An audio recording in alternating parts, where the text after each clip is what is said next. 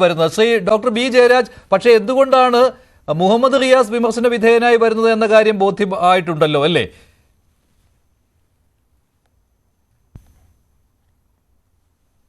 ഇതിനകത്ത് ഒരു പ്രധാനപ്പെട്ട പ്രശ്നം എന്ന് പറഞ്ഞാൽ മഹാരാഷ്ട്ര തൊട്ട് പനവേൽ തൊട്ട് കന്യാകുമാരി വരെയുള്ള ഡിഫറെന്റ് റീച്ചസ് ആയിട്ടാണല്ലോ, ഡിഫറെന്റ് പാർട്സ് ആയിട്ടാണ് ഇതിന്റെ കൺസ്ട്രക്ഷൻ നടക്കുന്നത്. ഇതിനകത്ത് നാഷണൽ ഹൈവേ അതോറിറ്റി ഓഫ് ഇന്ത്യയാണ് ഇതിന്റെ കൺസ്ട്രക്ഷനും ഇതിനകത്ത് ഭൂമി ഏറ്റെടുക്കലിന്റെ ഭാഗം മാത്രമാണ് കേരള സർക്കാരിന് ചെയ്യാനുണ്ടായിരുന്നത്. അത് മാർക്കറ്റ് വില അനുസരിച്ച് 6000 കോടി രൂപയോളം മുടക്കിയിട്ടാണ് ആ ഭൂമി ഏറ്റെടുക്കൽ നടന്നിട്ട് ഇത് സുതാര്യമാക്കി കൊടുത്തത്. ഏറ്റവും പെട്ടെന്ന് നടപ്പിലാക്കത്തക്ക രീതിയിലുള്ള ഒരു രീതിയിലാണ് ഇത് ചെയ്തത്. അങ്ങനെയുള്ള രീതിയിൽ ക്ലെയിം എടുക്കുന്നത് സ്വാഭാവികമാണ്. കാരണം കേരളത്തിന്റെ മണ്ണിലാണ് നടക്കുന്നത്, ഭൂമി ഏറ്റെടുത്ത് കൊടുത്തത് കേരളമാണ്, കേന്ദ്രത്തിന്റെ പദ്ധതിയാണെന്നുള്ളത് ശരി തന്നെയാണ്. NHAI എന്ന് പറയുന്നത് നിസ്സാരമായിട്ടുള്ള ഒരു ഓർഗനൈസേഷൻ ഒന്നുമല്ല. ഞാൻ പഠിച്ചിരുന്ന കാര്യവട്ടം ക്യാമ്പസിന്റെ തൊട്ട് ഓപ്പോസിറ്റാണ് ഹൈവേ റിസർച്ച് ഇൻസ്റ്റിറ്റ്യൂട്ട് ഓഫ് ഇന്ത്യയുടെ ഓഫീസ് ഉണ്ടായിരുന്നത്. അത് ഏക്കർ കണക്കിന് സ്ഥലത്താണ് നാഷണൽ ഹൈവേ അതോറിറ്റി ഓഫ് ഇന്ത്യയുടെ റിസർച്ച് ഇൻസ്റ്റിറ്റ്യൂട്ട് ഉണ്ടായിരുന്നത്. അവിടെ നടക്കുന്ന ഗവേഷണങ്ങളൊക്കെ നേരിട്ട് കണ്ട് അനുഭവമുള്ള ഒരാളാണ് ഞാൻ. എത്ര സാങ്കേതിക വിദ്യയിൽ എത്ര അങ്ങേയറ്റം ഉന്നതിയിലാണ് അവർ പരിശ്രമിക്കുന്നതെന്നും അതിനകത്തൊന്നും ആർക്കും ഒരു ആരോപണത്തിനും പ്രശ്നങ്ങളൊന്നുമില്ല. പക്ഷേ ഈ കഴിഞ്ഞ ദിവസങ്ങളിലുണ്ടായ സംഭവങ്ങൾ തികച്ചും ഇത്തരത്തിലുള്ള പദ്ധതികൾ, വമ്പൻ പദ്ധതികൾ വരുമ്പോൾ ഇത്തരത്തിലുള്ള ഇതൊക്കെ സ്വാഭാവികമായി സംഭവിക്കുന്നതാണ്. നമ്മൾ പലപ്പോഴും നരേന്ദ്രമോദി വന്നിട്ട് ഒരു വിമാനത്താവളത്തിന്റെ ഒരു ടെർമിനൽ ഉദ്ഘാടനം ചെയ്തിട്ട് പോകുന്ന ആ ടെർമിനലിനകത്ത് ഇടിഞ്ഞു വീഴുകയും അല്ലെങ്കിൽ ഒരു സബ്വേയിൽ വെള്ളം കയറുകയും അങ്ങനെ ഒരുപാട് ദേശീയ തലത്തിൽ ഒരുപാട് പ്രകൃതി ദുരന്തങ്ങളോട് നേരിടുമ്പോൾ, പ്രത്യേകിച്ച് കൂമ്പാര മഴ അങ്ങനെയൊക്കെയുള്ള കാര്യങ്ങൾ നടക്കുന്ന സമയത്ത് ഇത്തരത്തിലുള്ള സ്വാഭാവികമാണ്. അതിനകത്ത് വേണ്ടുന്ന ക്ലാരിഫിക്കേഷൻ വലിയ മഴയുടെ പ്രശ്നമൊന്നുമല്ല കേട്ടോ, നിർമ്മാണത്തിലെ അപാകത തന്നെയാണ് ഇതുവരെ ചൂണ്ടിക്കാണിക്കപ്പെട്ടുള്ളത്. പിന്നെ ഒരു കാര്യം എന്ന് പറയുന്നത് ഈ സർക്കാരിന്റെ അവസാന ഘട്ടമാകുമ്പോഴേക്കും ഈ പണി തീർക്കുന്നതിന് വേണ്ടിയുള്ള ഒരു ധൃതിയൊക്കെ ഇക്കാര്യത്തിൽ ഉണ്ടായിരുന്നു. 2025 ഡിസംബറിൽ പൂർത്തിയാക്കുമെന്ന് പലതവണ മന്ത്രി മുഹമ്മദ് റിയാസ് ഫേസ്ബുക്കിൽ പോസ്റ്റിട്ട് കളിക്കുന്നുണ്ടായിരുന്നു. അങ്ങനെയാണല്ലോ ഇപ്പൊ നിതിൻ ഗഡ്കരി പറഞ്ഞത്.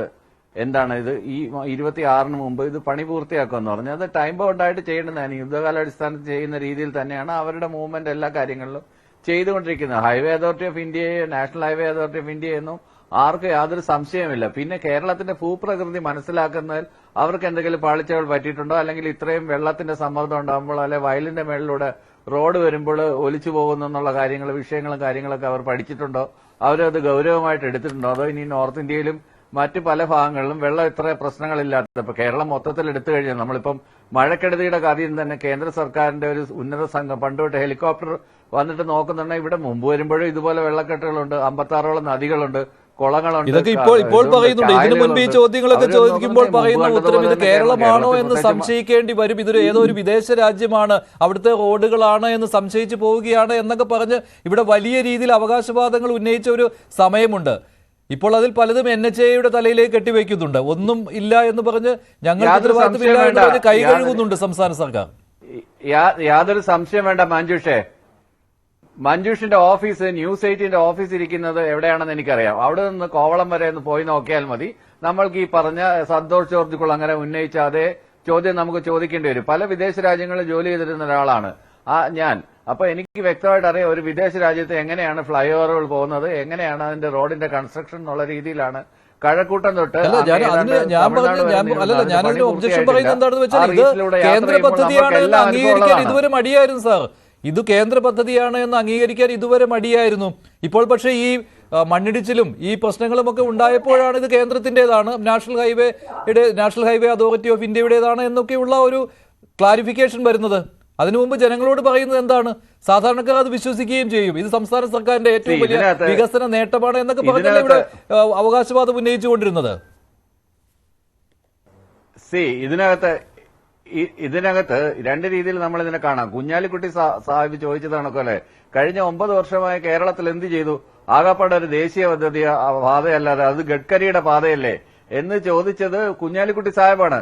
പക്ഷെ നമ്മൾ പറഞ്ഞത് എന്താണ്, നമ്മൾ ഭൂമി ഏറ്റെടുത്ത് കൊടുത്തു. വേറൊരു സംസ്ഥാനവും ചെയ്യാത്ത രീതിയിൽ നമ്മൾ മാർക്കറ്റ് വാല്യൂ അനുസരിച്ച് ആളുകൾക്ക് ആർക്കും ബുദ്ധിമുട്ടുണ്ടാകാത്ത രീതിയിൽ യുദ്ധകാലാടിസ്ഥാനത്തിൽ ഇടപെട്ടതുകൊണ്ടാണ്, ക്രിയാത്മകമായ ഇടപെടൽ നടത്തിയതുകൊണ്ടാണ്, ആ പവർഫുൾ ആയിട്ടുള്ള ലീഡർഷിപ്പ് ഉണ്ടായതുകൊണ്ടാണ് നമ്മൾ വേറൊരു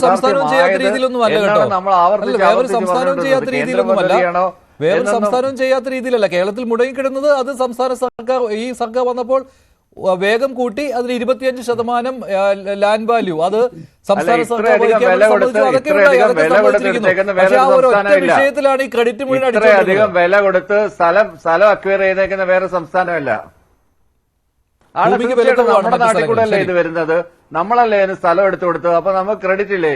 ഇത് പൂർണ്ണമായും ഭൂമിക്ക് വിലക്കുറവുള്ള സ്ഥലമല്ലല്ലോ കേരളം എന്ന് പറയുന്നത്. അല്ല, കേരളത്തിൽ വില കൂടുതലാണ് കേരളത്തിൽ ഞാൻ ഭൂമിക്ക് പറഞ്ഞത്. മറ്റ് അങ്ങേയറ്റം സംസ്ഥാനങ്ങളുടെ വിലയുള്ള സ്ഥലമാണ്. കാര്യമാണ്. പ്രത്യേകിച്ച് റിയൽ എസ്റ്റേറ്റും പ്രത്യേകിച്ച് ഡെൻസ്ലി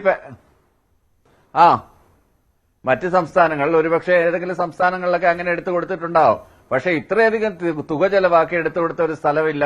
ഇതിന് ഉദാഹരണമായിട്ട് കാണിക്കാൻ വേറൊരു സ്ഥലമില്ല എന്ന് മാത്രം. ആ കാര്യം തന്നെയാണ് നമ്മൾ എന്നും ഊന്നി പറഞ്ഞുകൊണ്ടിരുന്നത്. അത് പൂർണ്ണമായി ഇത് കേന്ദ്ര പദ്ധതിയാണെന്ന് പറയുന്നതിനെ, അതിനെ വ്യാഖ്യാനിക്കുന്നതിന് ഇപ്പൊ വിഴിഞ്ഞം പോർട്ട് പൂർണ്ണമായി കേന്ദ്രത്തിന്റെ പദ്ധതിയാണെന്ന് പറയുന്നതിനെയാണ് നമ്മൾ എതിർക്കുന്നത്. നമ്മളുടെ കോൺട്രിബ്യൂഷൻ എന്തുകൊണ്ട് കാണുന്നില്ല, നമ്മളുടെ കോൺട്രിബ്യൂഷൻ എന്തുകൊണ്ട് അക്നോളജ് ചെയ്യുന്നില്ല എന്നാണ് നമ്മൾ ശരി ഡോക്ടർ ബി ജയരാജ്, എന്തായാലും ഇങ്ങനെ ഒരു അത്യാഹിതം ഉണ്ടായ സമയത്തെങ്കിലും ഇത് കേന്ദ്ര പദ്ധതിയാണ് എന്ന് സമ്മതിക്കുന്നുണ്ട്. ശ്രീ വസന്ത് തെങ്ങുംപള്ളി.